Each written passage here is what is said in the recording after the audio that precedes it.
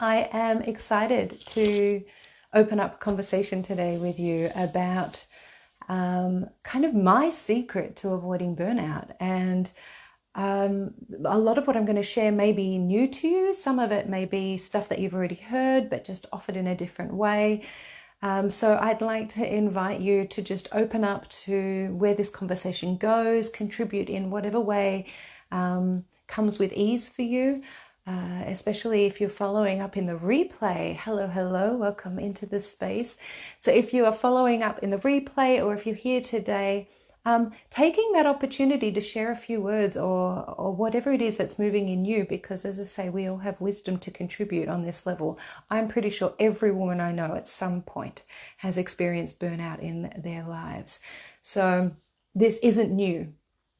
What might be new are some of the ideas I'm going to share, and what might be new for me is some of the insights you might share from your own journey. So that's why I open up this space to our collective wisdom and invite you to share along the way with a few of the questions that I offer through this session, and to let us just kind of fully arrive into this space right now, right here. So maybe just, let's do it together. Let's just take 3 beautiful breaths together. Let's breathe in and out through our mouth. 2 more of them.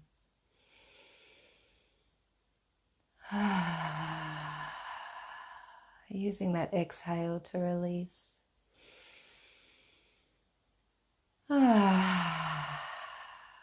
Beautiful, beautiful, beautiful. So this is just transitioning to here and now, feeling into our own bodies, feeling into this connection and conversation we're going to share, and opening up to this possible, as I say, new way of looking at things. So I want to name, let's just, before we get started, what is your experience with burnout? Because we all have some kind of experience with burnout, and that varies in different degrees for each of us. So I invite you to take a moment just to share in the comments, what is your experience with burnout? And I leave it open with that because, as I say, you may have all sorts of different things you could offer. I know for myself, I have had an ongoing relationship with burnout. I've actually had kind of multiple crash and burn experiences where I've literally bottomed out, rock bottom, can't go, can't move, can't do anything more. Like my whole being is just broken because I have overdone it. So I've definitely experienced the extreme end of highs and lows on that spectrum. And I'm a very creative person, so I really love to do, I love to create. I'm full of ideas, full of visions, and that kind of quality or nature is one that is really susceptible to these patterns of burnout. But what I want to talk about on a much bigger scale, on a global scale, on a divine feminine kind of level, is that we have, and we shared a little bit about this last week in our moon conversations around the moon. We have a cyclic nature as women, and that cyclic nature has an ebb and a flow of energy.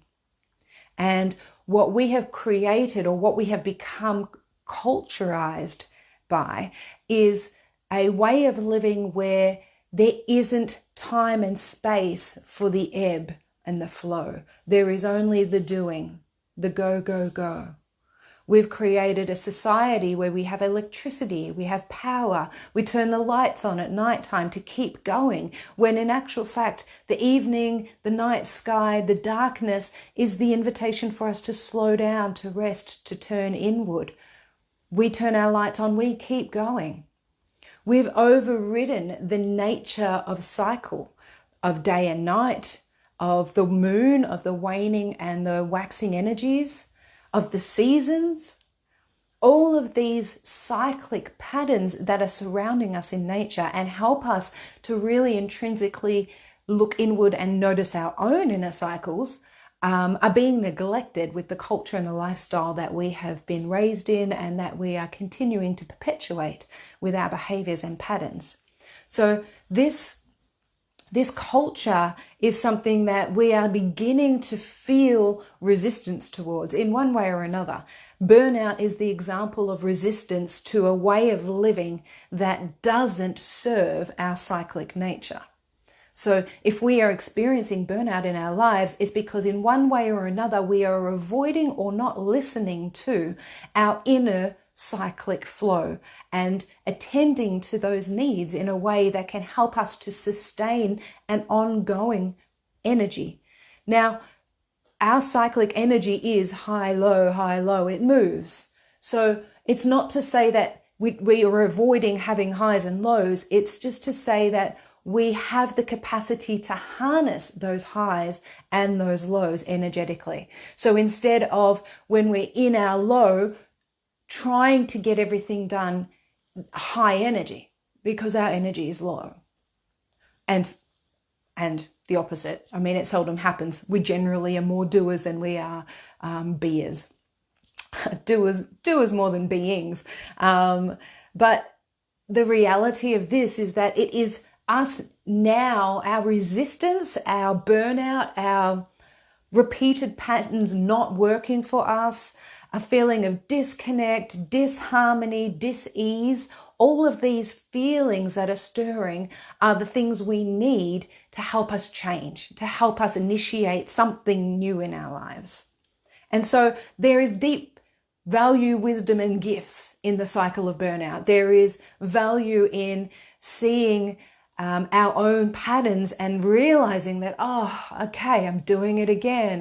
I'm running myself down. I'm exhausted. I'm stressed out, or I'm so busy. I don't even have a moment's time to pause and think about self-care in any way, shape, or form. These patterns, when they start to rear up and when we start to really tangibly experience the consequence of them, that is the invitation. That is the moment where we get the motivation we need to create change. So all of these journeys I've had with burnout have all come from this place where eventually I've burnt myself so hard. I've gone so hard doing, getting done, pushing myself, that eventually I've gotten to a point where the universe has intervened and it's like, boom, illness, sickness, something going on in your body, a complete change of environment, or a house no longer being around or available, you have to move, or a job that you get fired from or ends, or for some reason comes to a completion and you have to stop. These are the experiences of universe intervening when what we're doing is not working, and all the signs and symbols along the way that we're not listening to are all of a sudden, boom, listen. Big universal boom. So that's been my journey with burnout, is a lot of big universal booms, moments where it's like, oh, yep, I totally get that I wasn't listening. What happens though, as I say, each time you have these moments of burnout, is you have the ability to reset the program. If we don't heed that inner guidance to do so, and we continue to relive that pattern and program, we find ourselves coming to a place where we create a cycle of burnout instead of intuitive cycles that are happening underneath. So burnout has a number of different ways it can represent itself. And one of the key things that I have discovered in my journey is that the whole experience centers around the creative process. So we as women, we as humans are creative beings. We are constantly thinking up ideas, acting on them, getting things done. We're in this process of creating. Now, even if you don't think you're a very creative person, I can guarantee in your day-to-day life, in some way, shape or form, you create. Whether it's creating an opportunity to go for a walk, whether it's cooking a dinner, cooking a meal, whether it's artistic expression, we are constantly, as I say, if you have thoughts and ideas, then you are a creative person. The question is, how is your creative process serving you? And how is that fitting into your cyclic nature? So this has been the fundamental discovery for me on this journey with burnout, has been that in everything I do in life, there is a complete creative process. And it has 4 parts. It's definitely, it's something that, as I say, we do with everything. If we have a thought or an idea, a stimulating experience that is like, yep, ready to come in to this world, then we are already initiating a creative process. But if we don't understand that creative process, then it's very easy to get caught up in the loops of one part or the other. And this is my experience of burnout. So in this conversation, I want to dive deeper into those 4 key areas or phases of the creative process. Now, just to give you context, the number 4 in numerology is actually the number of wholeness. It's the number of complete wholeness. So when we think about the 4 phases of the moon's entire cycle is broken down into 4 phases. The year is broken down into 4 seasons. We have this number 4 being represented as our sense of wholeness. Our mental, our physical, our emotional, our spiritual. 4 compartments, 4 aspects of self completing a rounded image of wholeness. So this creative process has 4 parts.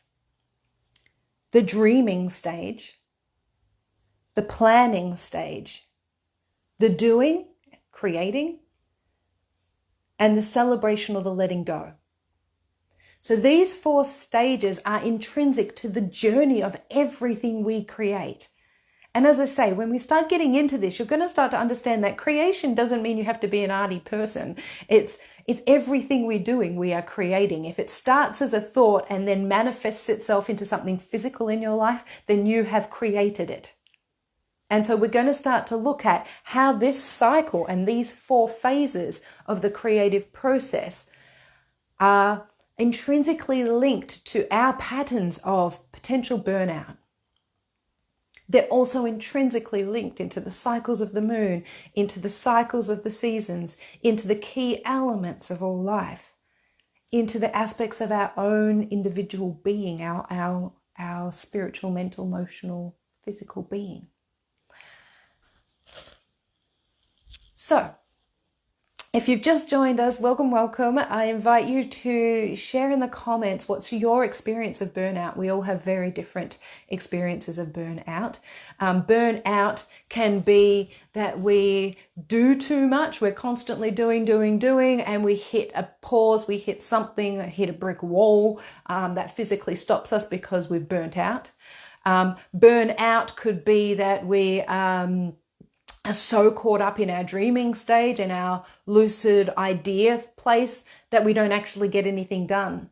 So it could be in the dreaming stages that we're just so laid back that nothing gets done. It could be that we're in our planning stage and we're constantly thinking things through, writing lists, reorganizing, rewriting lists.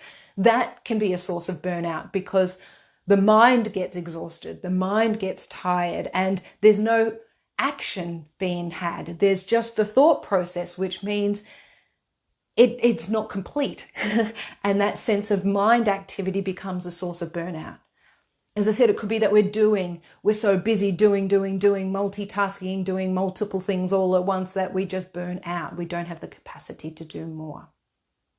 So these are the kind of key stages of the creative process that stimulate burnout in its many different forms. So I invite you to share with us in the comments what your relationship to burnout is and which of these key areas might be the ones that are starting to cause issues for you. We're going to go into more detail about each of these stages. I'll share that with you in just a sec.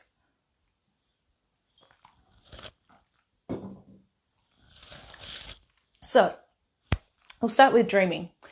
The dreaming stage is a beautiful time. It's from either that first moment of inception, the first drop of a thought that enters the mind with an idea.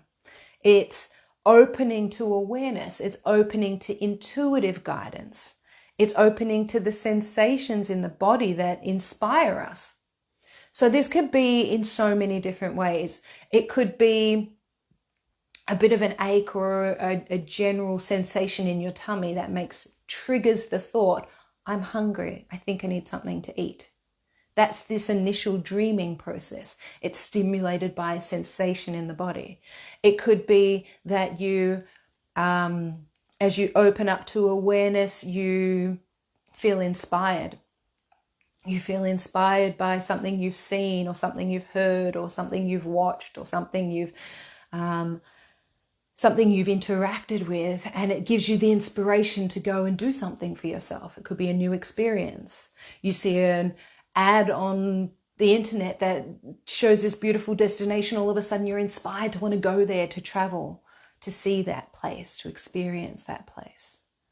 It could be, a literal dream. A dream as in you go to bed at night, you fall asleep, and you have a vision come to you in some way, shape or form. And you wake up feeling motivated and inspired by that dream. The dreaming stage is vast and it's wide, and it can affect us mentally, physically, emotionally, spiritually. Any one of those aspects of ourselves could be the source for a dream to move through us. So in our dreaming stage, we are opening to awareness. We're gathering information. We're doing our research. We're opening up to possibilities. Now, as I say, this could be something that we're dreaming big picture. And often when we think about a creative process, we think about a project specifically. Moment I'm working on a cookbook. So not for me. That's not my thing, but I'm helping to create and publish a cookbook. So what that involves is a dreaming state, quite a massive dreaming state. Now, to be completely honest, the dreaming state for this cookbook has gone for nearly 5 years. It's been a 5-year journey of opening up to possibilities. How could it look? How could it feel? Who wants to be involved in it? Who's going to contribute? And so many aspects had to come into play in order for it to start to evolve into its next stage. So the dreaming process can vary. It can be something that is fleeting, like my stomach grumbles, I feel hungry, boom, I'm already into the next stage of planning. What am I going to eat? What have I got in the cupboard? Do some research. So the dreaming stage could be quite fast moving, or it could be something that takes years in its ability to just for all of the pieces of information to fully come in and land. We then venture into, and just to complete that, there's that dreaming stage. It is intuitive. If we are connected to our bodies, if we are connected to our deep cyclic resonance, a lot of our dreams, a lot of our initial seeding moments for things that we want to create in our life stem from our intuition. They stem from a deep place of inner knowing that this is the time, this is the place, let's get to this. So that intuitive process guides the dreaming state. We move into the second stage, which is the planning. So the planning is about organization. It's about getting all our ducks in a row. It's about making sure we have all of the nuances thought out, all the little things that we may need along the way to see this project flourish. We can be considering alternatives. Initially we start to have this seed of thought. I'm hungry. I think I need something to eat. So this planning stage could be considering all the options, standing in front of the pantry, doors open, looking at all the different ingredients, or going down into the garden and looking at all the different vegetables, thinking, what ones am I going to cook for lunch or dinner? Whatever your process is, the planning stage is about considering options, looking at what's available, looking at what is available to you right now, or what you may need to source and gather up to make this project possible. It's about creating the strategy for how you're going to go about it. So yes, now I've got some vegetables. Well, I need to cook them. So I'm going to need to make sure I've got a clean pot in the kitchen, and I need to make sure I've got gas in my stove, and start to consider the logistics of. Now, we all know the planning stage. Most of us know it really, really well.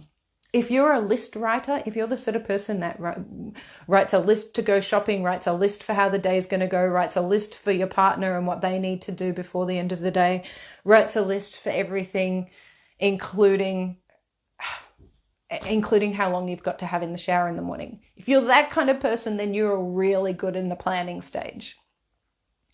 Sometimes too good in the planning stage. Getting trapped in the planning stage can be disabling. It can be really mind-oriented. So the planning and organization of our creative process is done in the mind. And as many of you know, the mind can be an overwhelming place, overly stimulated very easily. In order for us to approach a creative process from a calm and grounded place, we do need to find that balance between mind and body. We need to ground and rest down and allow our thoughts to be focused. We need concentration. Otherwise, this planning stage can go round and round and round in circles. And one of the natures I have been working with, moving with, growing with has been my relationship to perfectionism over the years. And the planning stage for a perfectionist can be really challenging because you feel like you have to have it all figured out before you even get started. So for me, I got stuck in the dreaming stages quite a lot. But if you are moving in the planning stage, that too can become a block. It can become a point where you just go round and round and round, and no amount of planning and researching and orchestrating and organizing is enough for you to feel ready to start to take action. So if you can relate to that, let me know in the comments. I'm just going to check in here. Yeah.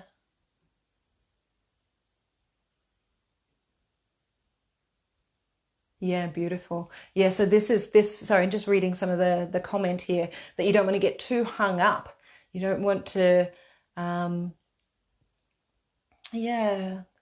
The other things that you'd love to do are for future journeying. So in this, I'm just going to double back a minute. Sorry for that. But that dream stage is often so lucid, it can almost be an unconscious thing. Sometimes we don't even realize we're already starting a stimulating thought, or a stimulating experience is starting to move through us. We may be completely oblivious to it.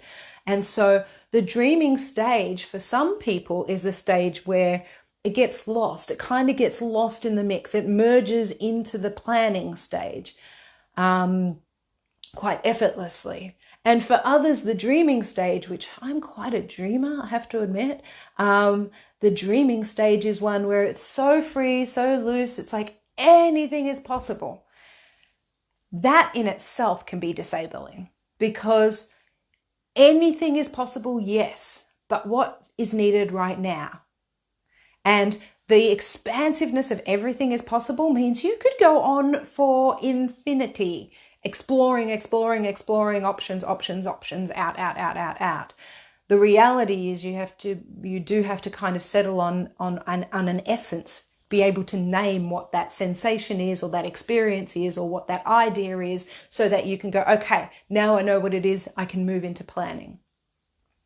So acknowledging that there are both sides to each phase. There is the too much burnout of, and there is not enough stimulation, not enough momentum, not enough motivation, and naturally nothing gets done. You just go round and round in circles in that stage. So there are both sides. And then there's the middle path, which is that wholesome relationship with each of the stages, being able to recognize it in its motion, knowing that this is the dreaming state, and once I've finished getting this idea and it's starting to really crystallize in me, that I can start to move into the planning of it. So the planning, again, has these two polar sides. One side is overstimulation, overthinking it through 5,000 too many lists. That's completely destabilizing your ability to actually ground it and know, okay, I know what I'm doing and I know what my next step is. So people that have issues with this planning stage are generally the sort of people that don't know which direction to go. What's next? Where am I stepping? The other side of the coin in the planning stage is that you don't do any planning.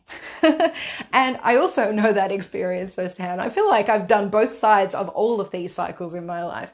So that not enough planning means you go from dream state of, oh, yay, anything's possible. Okay, we'll go back to the food because that's a realistic one that most people can relate to. Oh, I'm hungry. I know I need something to eat. Skip the planning stage straight into cooking, and then you're kind of in a state because you've not really looked at what ingredients you've got. You don't have the equipment you need. It's like the ease and flow of the doing stage, which comes next, becomes jarring.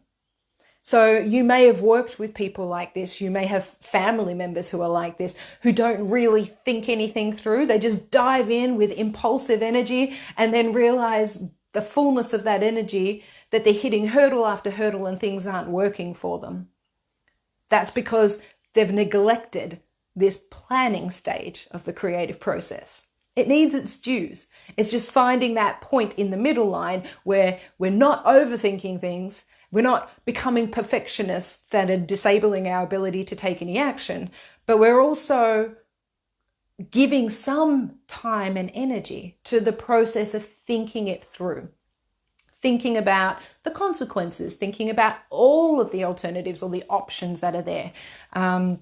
Sometimes in that seed of possibility, we see an idea or we get a vision or we get a sensation and we get so caught up in that we actually don't have, sorry, that totally just distracted me. I apologize. Where was I? Come back to. So we get a seed of possibility. We get so caught up in that being the way that when we journey into the planning stages, if we don't consider all of the options, we just go headstrong into this is the way. It's kind of like we're approaching a project or a creative process with blinders on. We're not seeing all of the options and all of the different resources that could be helping us. And so again, we get to the planning stage or the doing stage, and it's all compounded because there are other things that could have been supporting us that we've missed. And there are other ways we could have done it that would have probably been more wholesome or nourishing. So there's importance to each of these stages and being given the time and space and finding that balance of how much time and space for each. So once we've gone through that planning stage, we move into doing. And most of us know doing. Most of us know what it means to take action and just to get in and get it done. It's about starting something. Now, this is also something I've had issues with in the past because of perfectionism. So when I had issues with perfectionism, I struggled to even start getting something done.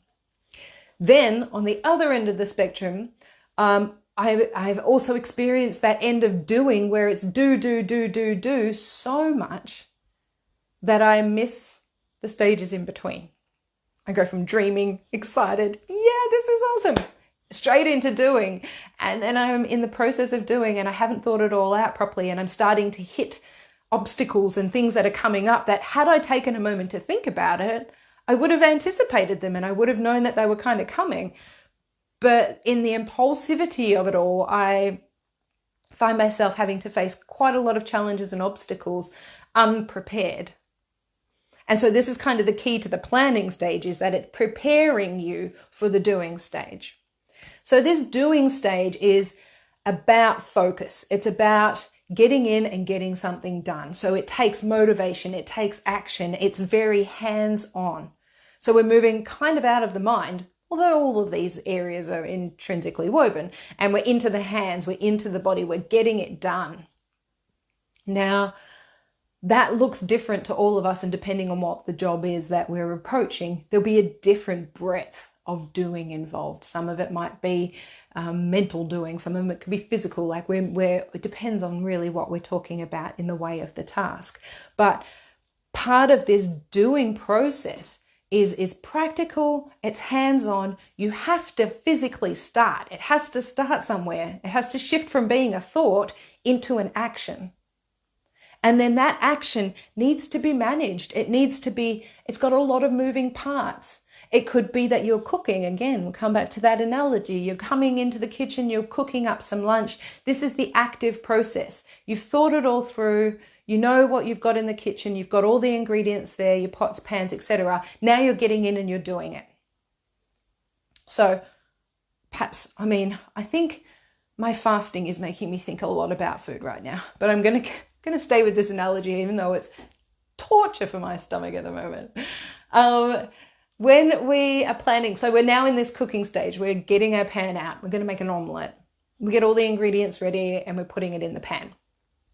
Now, if you are focused, attentive, and getting it done, that omelette will only take a few minutes to cook. But if you're multitasking, if you are buzzing around here to there, if you're standing in the kitchen with your hands on the saucepan daydreaming about another dream or another possibility or another something creative process that's starting, your doing process, your omelette in this situation, is going to take longer to cook, or it's going to burn, or you're going to have problems. You're going to face issues. I name this because a lot of us in this day and age pride ourselves on our ability to multitask.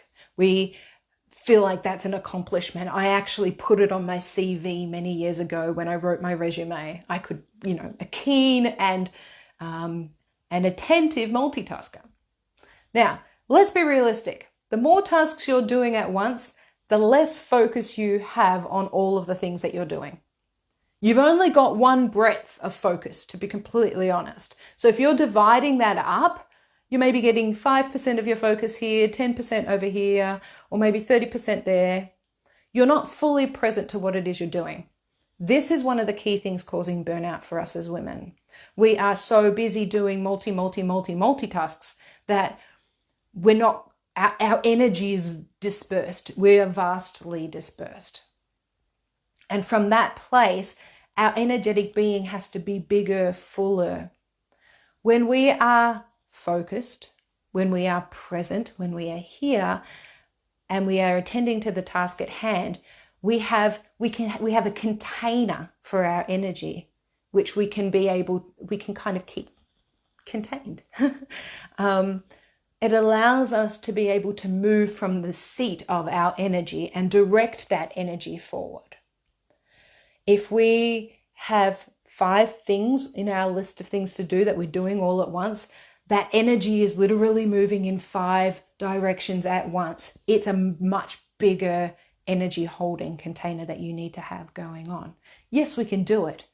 But the reason I bring this up is because burnout stems from us not being present, not being here, not being now to the process.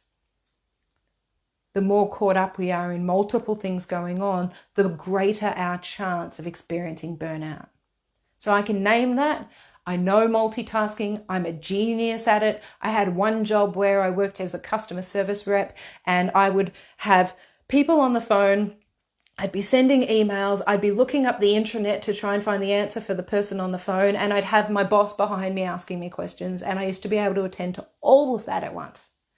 Mums out there who've got little kids, you know this more than anyone else.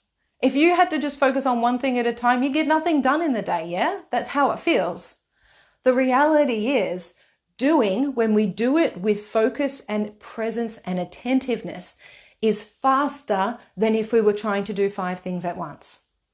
So in this situation, make the omelette. Make that the priority. Give it your fullest attention and concentration.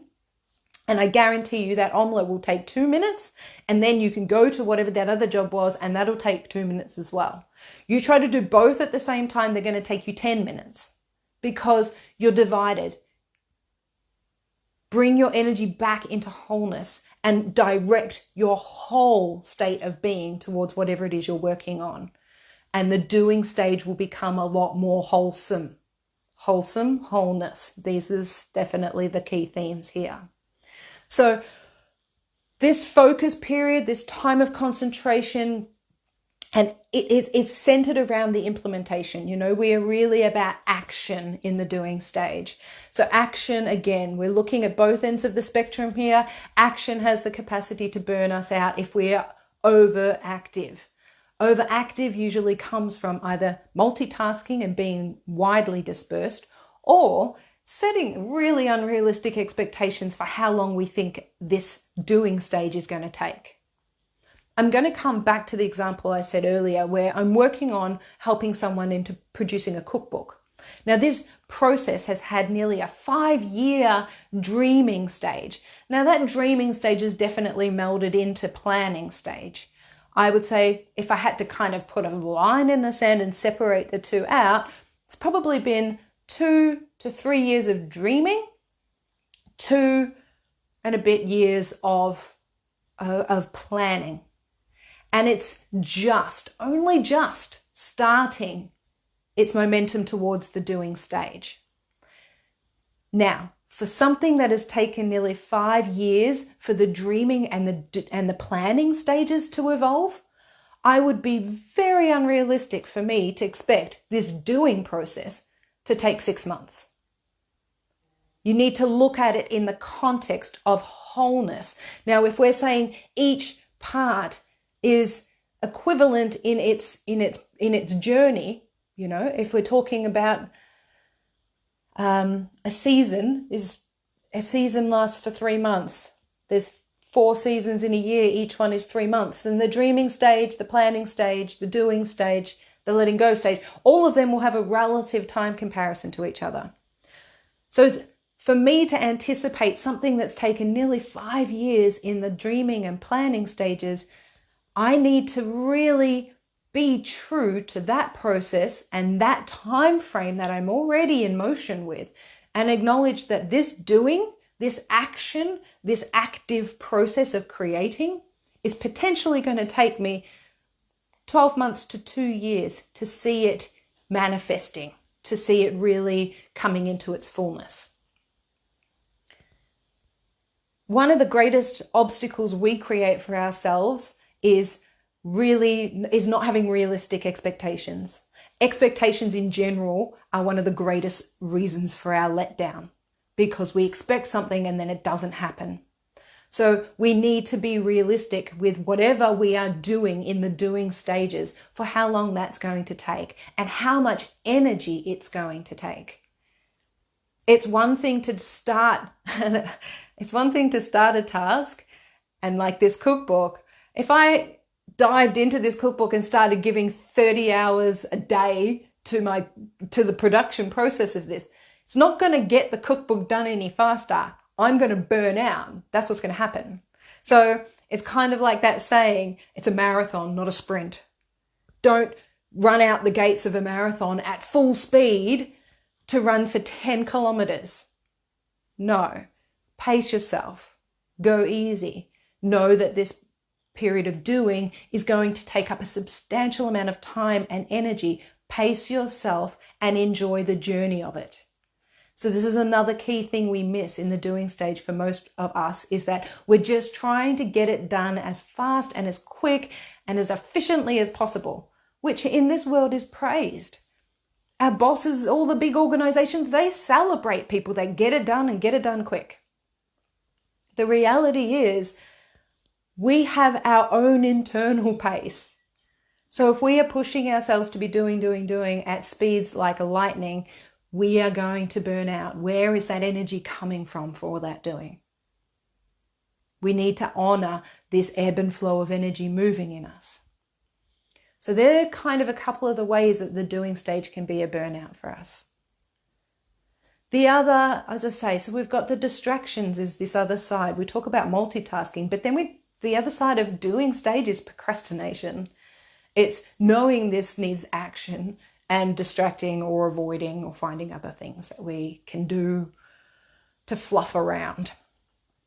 Still oriented or related to the project, but not necessarily active and getting it done. So that clarity, focus, they're all key parts to us actually moving swiftly, but effortlessly. Effortlessly is a key word that I want to use here, because I've done a lot of doing in my life that has been efforting. I've had to put in a hell of a lot of effort on every level, mentally, physically, emotionally, spiritually, pouring myself into things to get it done.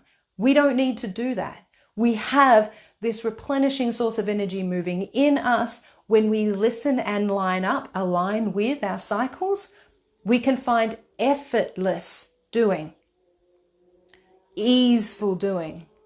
This is my journey, and I'm really finding more and more ways how to do and be at rest and be at ease.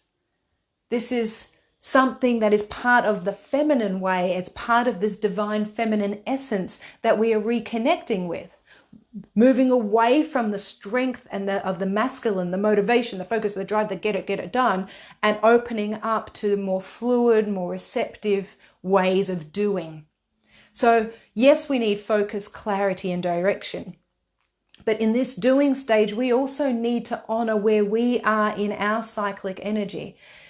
In the moon conversation I shared last week, we talked about this ebb and flow of energy that's happening within us and around us. Now, when we start to tune into our menstrual cycles, when we start to really harness the energy of the moon and the seasons, we start to get a pattern, and we can begin to see, when is the time for me to be actively doing, and when is the time for me to be resting? Us pushing ourselves to get things done when our energy is waning is only going to be another cause of burnout. So honoring, and in this, I'll come back to that example, this cookbook production, honoring that, yes, it's going to take a year or two to get this thing produced. Awesome. I want to enjoy this journey. So in order to enjoy this journey, let's pencil in these active moments of doing around those times in my cycle where I'm high energy. If I'm just doing the whole time, I'm going to burn out.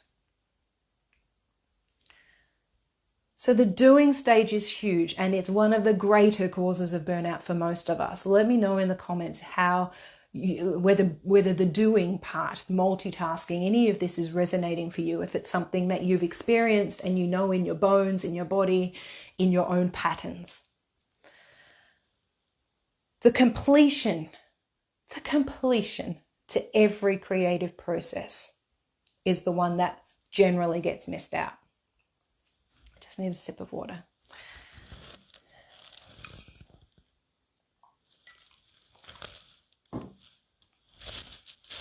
Okay, so the completion of all creative process ends in both a completing sort of celebration, moment of gratitude, acknowledgement, and then the letting go. Can you believe I only discovered this phase of the creative process like 7 years ago? Maybe a bit longer ago, but not long ago. I've lived most of my life without even realizing there was a fourth phase to creating and doing.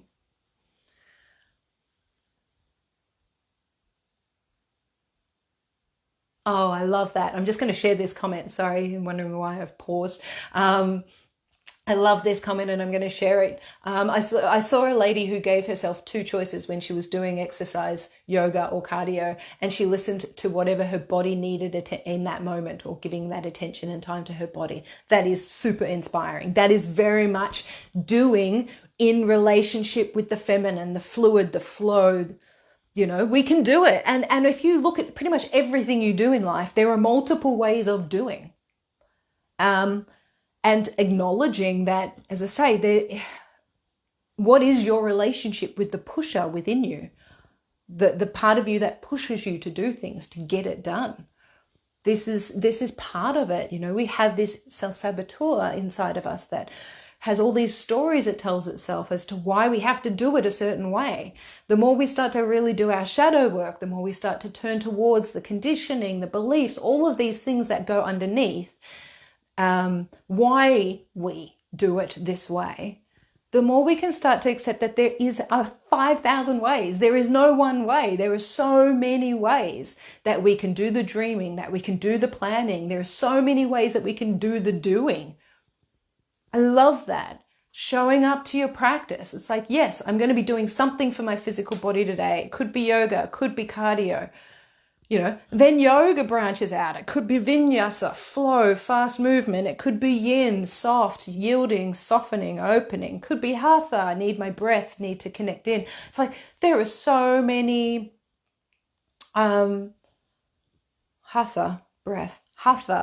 opposing forces. Sorry, is where I was going. There are so many ways that we can honor what needs to be done and show up and do it differently depending on where we are at. So thank you for sharing that. That is so bang on.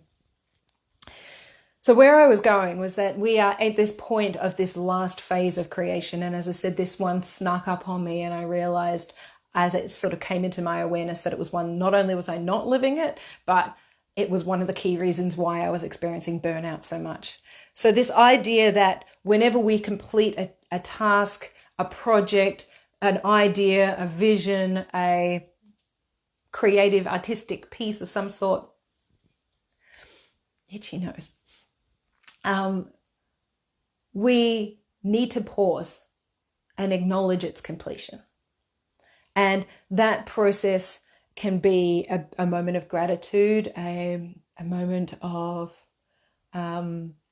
as I say, quite literal celebration. You know, how many people go through years of schooling and get their qualifications and graduate? They have these massive ceremonies for the graduation. That kind of celebration, you know, acknowledging the intensity of the journey you've been on, in the fullness of your dedication and commitment to whatever it is you've been doing. Now, in day-to-day life, it could be something super simple. For me, when I sit down to eat my meals, I take a little moment to give gratitude. I'm like, thank you for this food. Thank you for the nourishment it's going to give my body. Thank you for this time to just be still and to eat. And thank you for making sure I have everything I need when I need it. This is a moment right now that I need to be thankful for. That is a stage of completion. From feeling hungry, deciding what it is I'm going to eat, cooking that food, and then sitting down to eat it. That moment of gratitude is the completion of that process. And we don't often do it.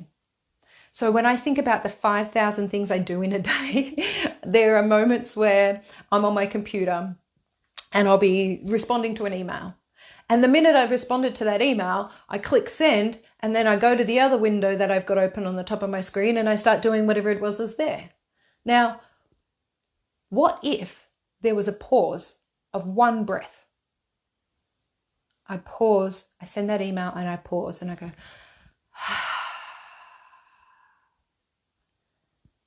yes. And then I begin the next thing. Why? Because that one email is just one complete cycle of the doing, of the creative process. At some moment there was a realization I need to respond to this email. Then I planned it, worked out what I was going to say. Then I wrote it and then I clicked send. I need to pause and acknowledge that that is done. Rather than boom, straight into the next dreaming or planning stage. So this was my burnout pattern. I was either kind of in between that dream planning stage, generally more dreaming, like all sorts of ideas, possibilities out there in this expansive cosmic realm of, wow, I could do it all. And then when one thing kind of was like, yep, that's what I'm going to do, boom, straight into doing. Do. Back to dream, do. Back to dream, do. Burnout. And this cycle almost, in hindsight, I was able to really map that cycle in hindsight, and it was in retrospect. And I had 3-month cycles. 3-month cycles. I absolutely love that comment. I know all of these food references because I am fasting and I'm hungry. But at the same time, they're also ones that I hope that this is something that most people can relate to, because most people have to eat. Yeah, beautiful. I love that. Yes.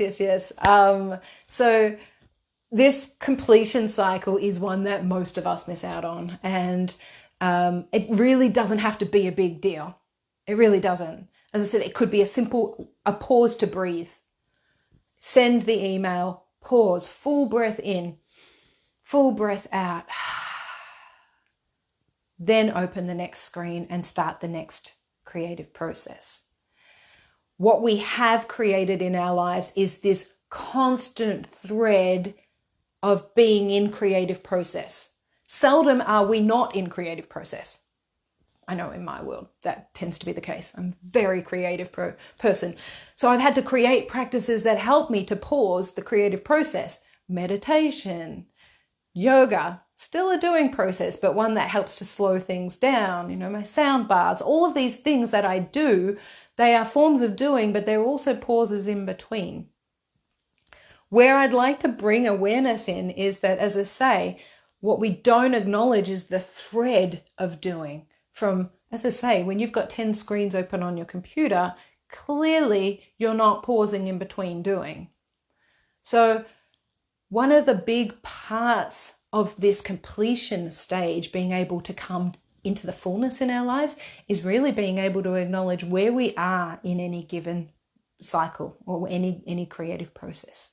So where are you in that stage of creative? When we start to know the beginning, the middle, and the end of where we are, the more we can start to pay attention to really marking the end, the completion. And as I say, when we're multitasking, that gets much harder to do, because one thread drops, but you may finish one thing, so you drop that thread, but you've got 5 other threads and you need to be with all of them at the same time. So if there's ever anything that can come out of this conversation, my invitation is for you to really look at what beliefs and ideas and stories are you telling yourself about your need to multitask, because multitasking is not serving you. It's not serving wholeness. It may be serving your boss or your idea of how quickly you are getting things done. But when it comes to coming back to being in service to the journey of your wholeness, of coming home to your sacred self, multitasking is definitely a behavior that is holding you back from living your fullness and from activating your fullest energy potential. So really looking at this completion stage as a moment of gratitude, a breath, a pause, some form of shifting energy between one process and the next. The other side of that gratitude and celebration is the letting go. It's the acknowledgement that that is now done and I'm finished with that and I can put my energy here. If you can't get that sense of this is done, then it's probably not done. It needs more attention in one place or another. Our energetic beings know when there's something not complete. This is why it's easy for us when we start to listen to our bodies. We can feel where we're at in a cycle. We can start to understand, okay, this is starting to come to an end. Okay, yep, this is the end. This feels right. Sometimes in all theory, we have done the parts needed. We've dreamed, we wrote a list, we've ticked all the things on their list, so we should be finished, right? Maybe no. Maybe there's something that you didn't think of. Maybe there's something that is bigger picture that you didn't take in, and that needs attention before it can be complete. And what we tend to find is that in this process, if that sense of completion isn't there and we don't hold space and just be open, okay, well, what needs to be done to finish this? What we tend to find is we race on to the next thing, and then all of a sudden tomorrow we're sitting there and boom, we're back where we were yesterday because something's not right, something hasn't worked, or something's broken, or you got to go back to that same task again. And this is kind of the sticky part in this last process of the letting go. Letting go is not just I am done with that, I've had enough, finished. Letting go is actually acknowledging that sense of, okay, I'm at the end of this process, it's done. Handing it over, giving it to someone else, finished with it altogether, don't need to think about it.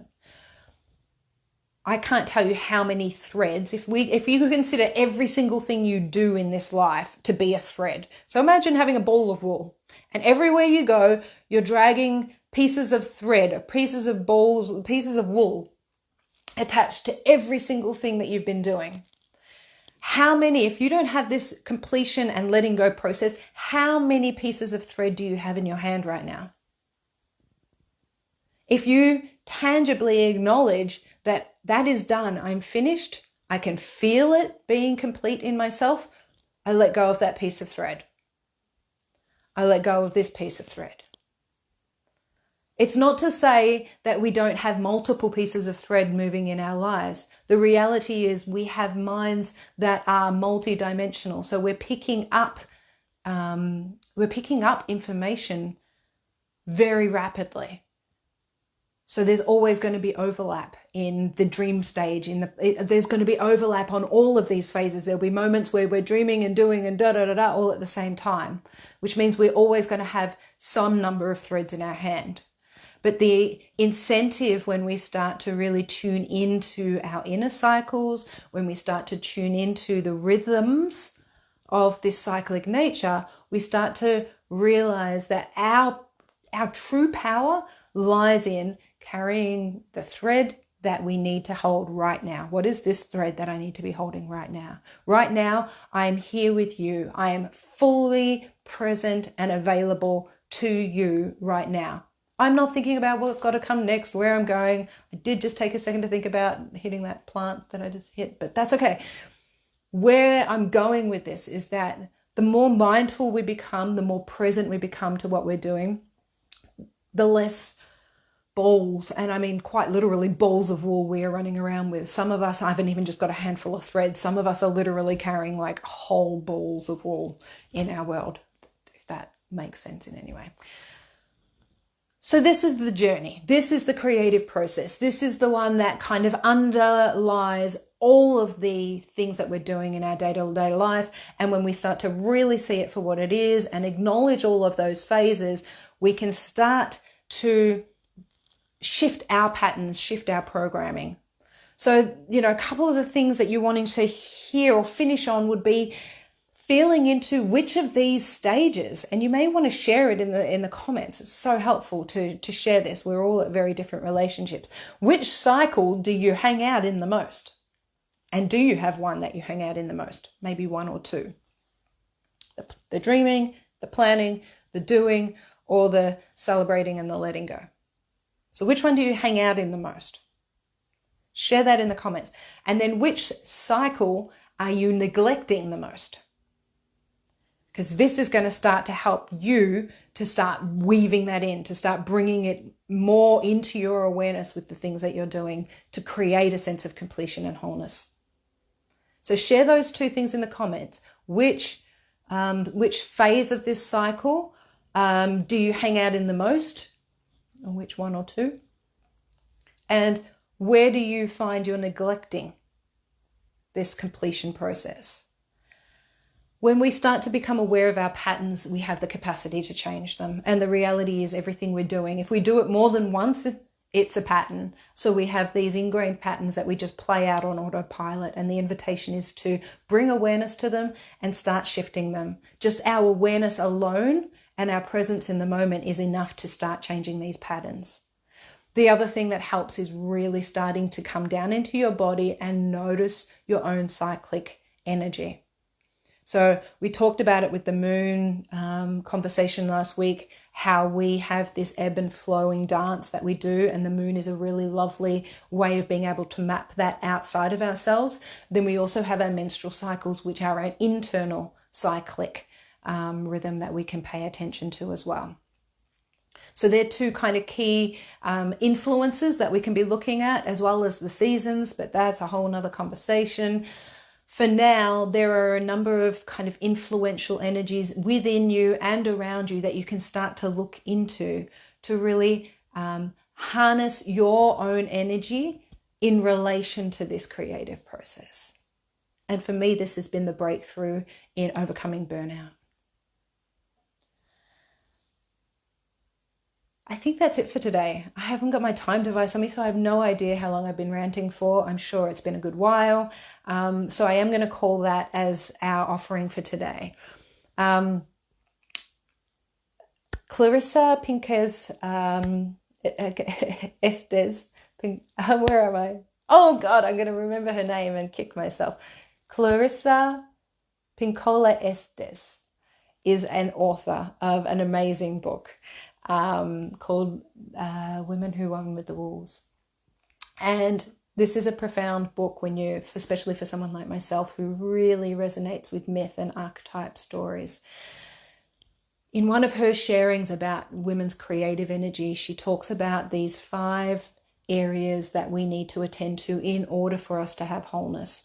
We need to have inspiration. We need to have organization. We need to have concentration, implementation, and sustenance. These 5 aspects are all woven into this cyclic process. When we are in the dreaming state, we have the capacity to be inspired. When we're in the planning state, we're being organized. We're allowing concentration to help us get clarity and focus. That concentration carries over into the implementation, the active doing stages. And our sustenance comes from the pause, from the gratitude, from the celebration, from the letting go, so that we're not carrying all of the 5,000 tasks we do in a day with us all of the time, so that we can put our heads on the pillow at the end of the day and we've let go. It's not there. We're not thinking it all over and wondering if we made the right decisions. I share that with you because those 5 areas really are. So if you've got your journal, write them down. Inspiration, organization, concentration, implementation, sustenance. We as women need those qualities in order for us to find harmony and balance in our creativity. And as I say, as women, we are unbelievable creative forces. So this is my offering for today, dear ones. I hope, and share a little in the comments what insights might have come up for you through this, anything that might be challenging you, or just, it helps. It really helps. It helps me to know where to go next. And it also helps me to see the diversity of this beautiful group that we are a part of. So share in the comments where you're at in relationship to your creative process and this cycle of potential burnout that we are living. And I am pretty excited to share that I've got a beautiful moon ritual guide coming. That whole thing is going to be centered around avoiding burnout, how to use these moon and cyclic energies to create sustainable self-care and rituals to help really tend to ourselves in a way that helps us to maintain and flow with our energy rather than fight it. If you're keen, let me know. I'll make sure you get a copy of that if you share something in the comments. The other thing that I want to share with you, and I'll probably put a poll in the group, is I'm thinking about taking our Sacred Sundays to YouTube. I've had a few beautiful women, one of you here today, who have expressed an interest in sort of veering a little ways away from Facebook, which I totally get.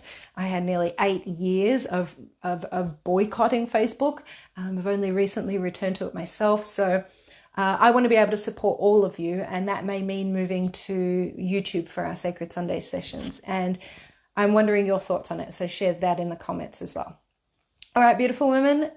Loving you so much, loving these special moments we have together, these really deep, wonderful conversations, loving your wisdom, and that you help sometimes, remind me that I'm not crazy because you too have experienced a lot of this yourself. So I love that. And I'm sending so much really warmth and hugging embraces to you today, because it is Sunday and it's the day that I hope you have a moment for yourself to feel loved, to feel supported in whatever ways you need it the most. Until we meet again, I am just going to beam you out that love and light and wish you all the best.